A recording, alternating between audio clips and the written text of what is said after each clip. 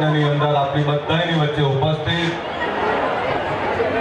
આપણા સમાજના શ્રેષ્ઠી ગુજરાત વિધાનસભામાં વિરોધ પક્ષના નેતા આપણા આગેવાન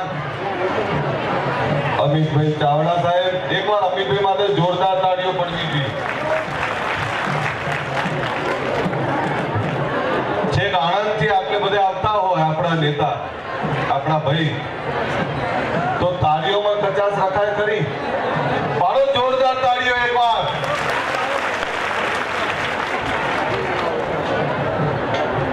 અહીંયા ઉપસ્થિત વિરંગામના પૂર્વ ધારાસભ્ય ભાઈ શ્રી લાખાભાઈ, ઉપસ્થિત મંચસ્થ તમામ આગેવાનો, એમાં આપણા સમાજના ભામાસા રમેશ, સમાજની ચિંતા કરતા એવા રોહિતભાઈ ઠાકોર, રોહિતભાઈ માટે એકવાર જોરદાર તાળીઓ પાડો.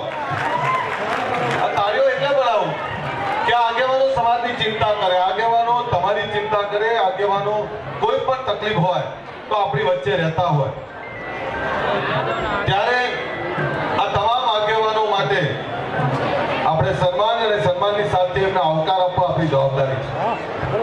સાથે મિંદા કંપનીના એકવાર જોરદાર તાળીઓ પાડો. એમણે 5 લાખ રૂપિયા આપણને આપ્યા છે. જે દાતાઓ 1 રૂપિયાથી લઈ અને અનેક ગણા રૂપિયાનું દાન કર્યું છે, તમામ દાતાઓને હું વંદન કરું છું. સાથે અહીંયા ઉપસ્થિત તમામ સમાજ બંધુઓને એક અપીલ કરું છું, સમાજમાં શિક્ષણ લાવવા માટે જે કરવું પડે એ કરજો. વ્યસન મુક્તિ માટે આગળ આવજો. અને કોઈને હું ગમું ના ગમું, કોઈને અજીતભાઈ ગમે ના ગમે, કોઈને મનુજી ગમે ના ગમે, કોઈને આરકે ગમે ના ગમે, કે કોઈને રોહિતભાઈ કે અમિતભાઈ, અમને તમે કોઈને અમે નહીં ગમીએ, કોઈને ગમતા આવીશું, પણ આપણા ગમામાં સમાજની એકતા તૂટવા ના દેતા. ના ગમે તો ચૂપ રહીએ, પણ આપણે શું કરીએ છીએ ઘણીવાર, હું જ મહાન છું, હું જ સારો છે કરીને આપણે ભાઈઓની એકબીજાની ઓછી કરતા હોઈએ. એટલે મારી વિનંતી એવી છે કે સમાજની એકતા ટકાઈ રાખો. સાથે એકલો સમાજ થાકી જશે, દરેક સમાજોને સાથે લઈ ચાલવું પડશે. એકલો સમાજ, એકલો વ્યક્તિ થાકી જાય, દરેક સમાજોને સાથે લઈ ચાલો. જે સમાજો આગળ આવ્યા છે, જે સમાજે આગળ આવીને જે ક્રાંતિ કરી છે, કોઈ શિક્ષણમાં, કોઈ રોજગારમાં, કે ચાહે પાટીદાર સમાજ હોય, ચાહે રબારી ભરવાડ સમાજ હોય, કે ચાહે તમામ સમાજો, એ એવા જે સમાજો, એ સમાજો જોડેથી શીખવું પડે કે આ સમાજો કઈ રીતે આગળ આવ્યા, તો એમાંથી શીખ લઈ અને આપણે શૈક્ષણિક દિશા તરફ, રોજગારની દિશા તરફ આગળ વધવા માટેના પ્રયત્નો કરવા પડે. હું વધારે કઈ નહીં કહું, તો તમારો જ છું. અહીંયા તમે બધા જે બેઠા છો એમાંનો જ છું, તમારી વચ્ચે ઉછર્યો છું. પણ દીકરા તરીકે, ભાઈ તરીકે અડધી રાતે મારી કઈ પણ જરૂર હોય તો મને કહેજો. હું તમને એટલું કહી દઉં કે તમારી સાથે મારા કોઈ રાજનીતિક સંબંધો નથી, સામાજિક સંબંધો છે. હું સમાજના દીકરા તરીકે તમને વિનંતી કરું છું કે એકતા ટકાઈ રાખજો. એકબીજાની ઓછી ના કરતા એકબીજાને મજબૂત કરવાનું કામ કરજો. જેવો હોય એવો આપણો હશે તો એ તમને તમારા બે કાપાઈ કરશે, તમારા કામે કરશે.